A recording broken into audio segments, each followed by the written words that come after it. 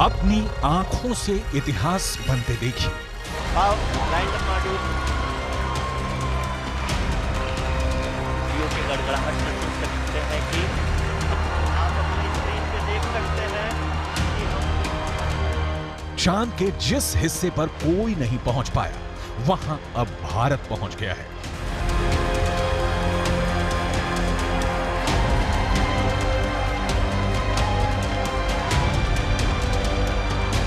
चांद के जिस टुकड़े को अभी तक किसी ने नहीं देखा, उसे इसरो ने दुनिया को साक्षात दिखा दिया है।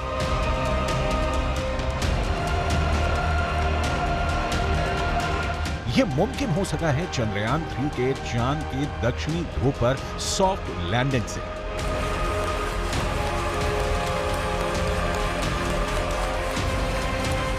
चंदा मामा बहुत दूर के हैं, अब एक दिन वो भी आएगा जब बच्चे कहा करेंगे, चंदा मामा बस एक टूर के हैं। अद्भुत,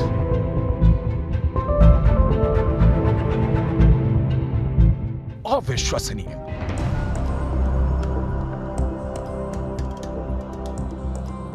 अकल्पनीय।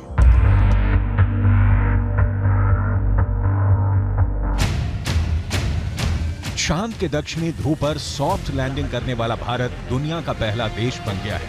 चंद्रमा के दक्षिणी ध्रुव पर भारत की अमिट छाप छोड़कर भारत का चंद्रयान 3 ने वर्ल्ड रिकॉर्ड बना दिया है। चांद के दक्षिणी ध्रुव पर उतरकर उसके दीदार करने का सपना ऐसे तो दुनिया के सभी बड़े बड़े देश देख रहे थे, लेकिन जीत का सेहरा भारत के सिर सजा है। भारत चंद्रमा के उस दक्षिणी ध्रुव पर पहुंचा है जहां आज तक दुनिया का कोई भी देश नहीं पहुंच सका। अब आज के बाद से चांद से जुड़े मिथक बदल जाएंगे,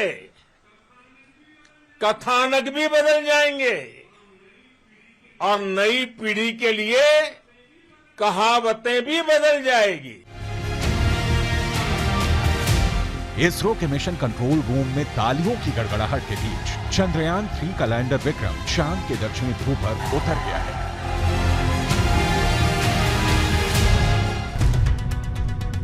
इसरो के मुताबिक चंद्रयान 3 के 3 अहम मकसद हैं। पहला, विक्रम लैंडर की चांद की दक्षिणी सतह पर सुरक्षित और सॉफ्ट लैंडिंग।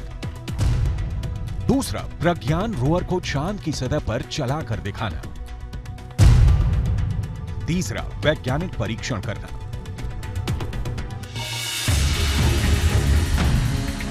चांद के दक्षिणी ध्रुव की धरती पर दस्तक देना ये एक ऐसा प्रोजेक्ट था जिसे ना तो अमेरिका का नासा पूरा कर सका, ना यूरोपियन यूनियन की स्पेस एजेंसी कर पाई। चीन तो सिर्फ सपना ही देखता रह गया। रूस का सफर आखिरी मुकाम से पहले धड़ाम हो गया, लेकिन भारत का चंद्र मिशन अब विश्व विजयी अभियान बनकर सामने आया है।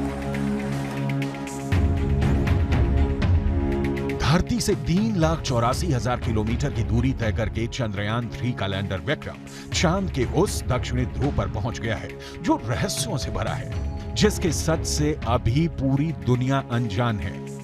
भारत के उदयमान भाग्य के आह्वान का है। अमृत काल की प्रथम प्रभा में सफलता की यह अमृत वर्षा हुई है। हमने धरती पर संकल्प लिया और चांद पर उसे साकार किया। और हमारे वैज्ञानिक साथियों ने भी कहा, India is now on the moon.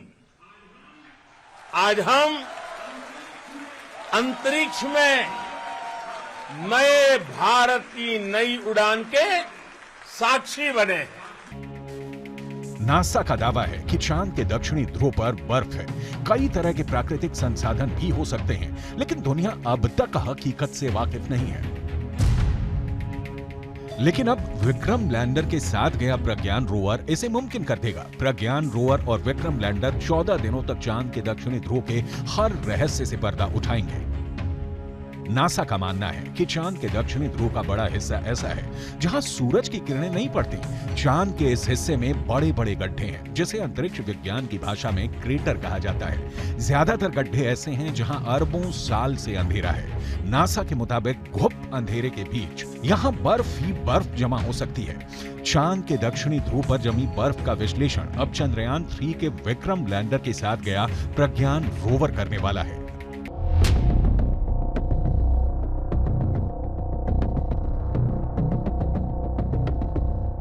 Pragyan rover APXS से लैस है। APXS यानी alpha particle X-ray spectrometer. APXS चंद्रमा की सतह की मौलिक संरचना की जानकारी जुटाएगा। यह चांद की सतह पर केमिकल और मिनरल का अध्ययन करेगा। वो चंद्रमा के दक्षिणी ध्रुव की सतह की रासायनिक संरचना का पता लगाएगा। वहीं रोवर में लगा लिप्स यानी laser induced breakdown spectroscope landing site के आसपास की चांद की मिट्टी और चट्टानों में मैग्नीशियम और एल्यूमिनियम जैसे रासायनिक तत्व किस अनुपात में मौजूद हैं, इसका विश्लेषण करेगा। रोवर जो डेटा इकट्ठा करेगा उसे लैंडर के पास भेजेगा। लैंडर उसे प्रोपल्शन मॉड्यूल के पास भेजेगा। प्रोपल्शन मॉड्यूल में एस बैंड ट्रांसपोंडर भी लगा है जिसका सीधा संपर्क इंडियन डीप स्पेस नेटवर्क के पास रहेगा। यानी जो सिग्नल लैंडर रोवर से मिलेगा उसे एस बैंड ट्रांसपोंडर भारत को भेजेगा। प्रज्ञान के काम की शुरुआत लेजर बीम के साथ होगी। लेजर बीम की मदद से रोवर चंद्रमा की सतह के एक टुकड़े को पिघला देगा। इस प्रक्रिया में मौके से जो गैसें निकलेंगी, रोवर उन गैसों का विश्लेषण करेगा। अंदाजा ये भी है कि चांद के दक्षिणी ध्रुव पर अरबों सालों से पानी बर्फ के रूप में जमा हो सकता है। अगर चंद्रयान 3 के रोवर ने इसकी पुष्टि कर दी तो चंद्रमा पर जीवन की संभावनाओं से जुड़े सटीक संकेत मिल सकते हैं। अगर संकेत सकारात्मक रहे तो चांद पर इंसानों की बस्ती बसाने का सपना भी साकार हो सकता है। बड़ा सवाल है, चांद पर कैसे बसेगी इंसानों की बस्ती? चांद पर बसे शहर का नजारा कैसा दिखेगा? क्या चांद की जमीन पर भी धरती जैसी फसल लहराएगी? क्या चांद की धरती पर खेती मुमकिन है?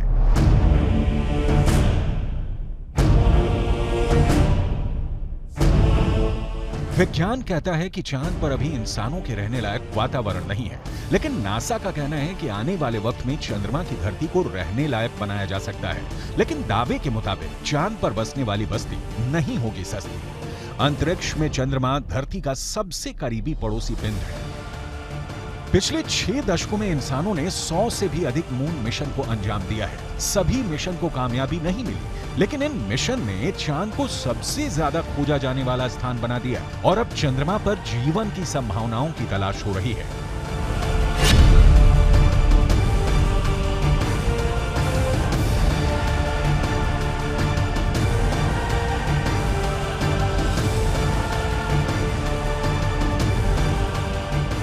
अभी तक चंद्रमा से जुड़ी कई हैरान कर देने वाली जानकारियां सामने आई हैं। दावा किया जाता है कि चंद्रमा की मिट्टी में कई तरह के खनिज हैं। चांद की सतह पर पानी होने के भी सबूत मिल चुके हैं। वैज्ञानिकों का मानना है कि चांद पर जीवन के सबूत भी मिल सकते हैं। संभावना जताई जा रही है कि भविष्य में चंद्रमा पर मानव बस्ती बसाने का सपना पूरा हो सकता है, लेकिन यह काम इतना भी आसान नहीं है। चंद्रमा पर इंसान के कदम भले ही साल 1969 में पड़ गए हों,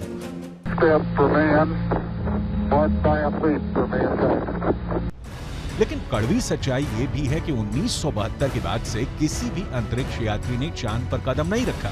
जब से इंसान ने चांद पर कदम रखा है तभी से वहां इंसानी बस्ती बसाने की चर्चा चल रही है। 1972 से अभी तक 51 सालों में कई मून मिशन भेजे गए और उससे जो जानकारी हासिल हुई उसके बाद से अब चांद पर मानव बस्ती का सपना जल्द आसान हो सकता है, लेकिन ये बहुत अधिक खर्चीला भी हो सकता है। क्योंकि अगर चंद्रमा पर कॉलोनी शुरू करने के लिए धरती से सामान भेजने होंगे तो ये काफी महंगा साबित होगा।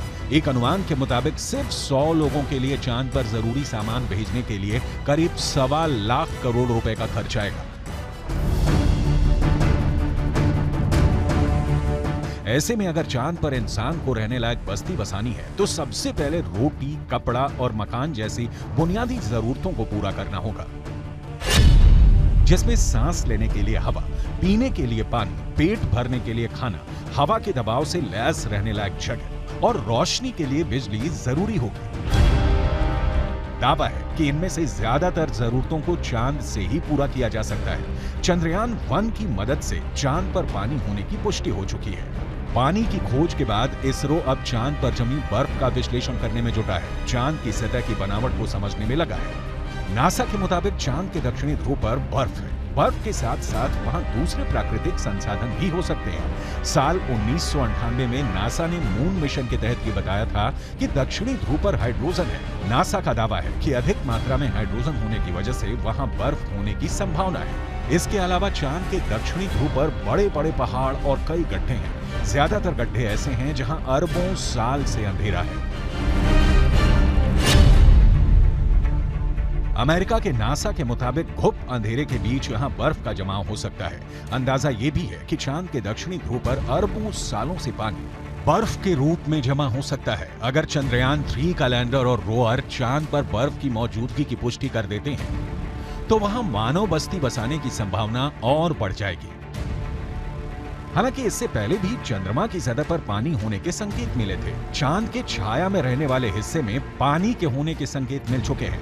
वैज्ञानिकों को चांद के उस हिस्से में पानी होने के साक्ष्य भी मिले हैं जहां सूर्य का सीधा प्रकाश पड़ता है। ऐसे में अगर चंद्रयान 3 चांद के दक्षिणी ध्रुव पर पर्याप्त बर्फ होने की पुष्टि कर देता है तो चांद की सतह पर मौजूद बर्फीले पानी से इंसानों की बस्ती और चंद्रमा पर अर्थव्यवस्था के लिए आधार को तैयार करने में मददगार साबित हो सकती है।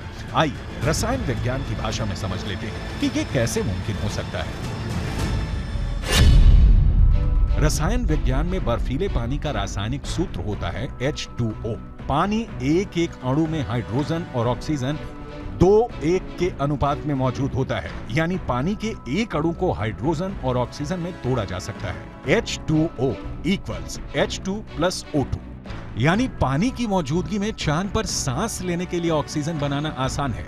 वहीं पानी से हाइड्रोजन और ऑक्सीजन को अलग करके ईंधन के तौर पर इस्तेमाल कर सकेंगे। साथ ही साथ पानी से चांद पर बिजली भी तैयार की जा सकती है। साफ है, चांद पर मौजूद पानी कई समस्याओं का समाधान हो सकता है। पानी के इस्तेमाल से सिंचाई के लिए खेती का काम भी आसान किया जा सकता है, क्योंकि चांद पर इंसानों की बस्ती को लेकर रिसर्च कर रहे वैज्ञानिकों को तब बड़ी कामयाबी मिली थी जब चांद की मिट्टी में पौधे उगाए गए। अपोलो 11 मिशन के दौरान करीब 22 किलो सामान चंद्रमा से लाया गया था। इसमें तकरीबन 50 चांद के चट्टानों के टुकड़े और चांद की मिट्टी शामिल थी। शोधकर्ताओं को इस बात का बिल्कुल भी अंदाजा नहीं था कि चांद की धूल भरी मिट्टी में कुछ उग भी सकता है या नहीं। उन्होंने इसे एक प्रयोग के तौर पर लिया कि अगर अगली पीढ़ी में कोई चांद पर जाता है तो वहां पर कुछ उगा सकता है। जो नतीजे सामने आए उसने वैज्ञानिकों को चौंका दिया। ऐसे में अगर चांद के दक्षिणी ध्रुव पर पर्याप्त मात्रा में पानी नहीं मिलता तो चांद पर बस्ती बसाने का सपना अधर में लटक सकता है। यानी चांद पर सस्ती बस्ती बसाने में चंद्रयान 3 बहुत बड़ा रोल निभाने वाला है, जिसकी शुरुआत चंद्रमा के दक्षिणी ध्रुव पर भारत के धमाकेदार दस्तक के साथ हो चुकी है।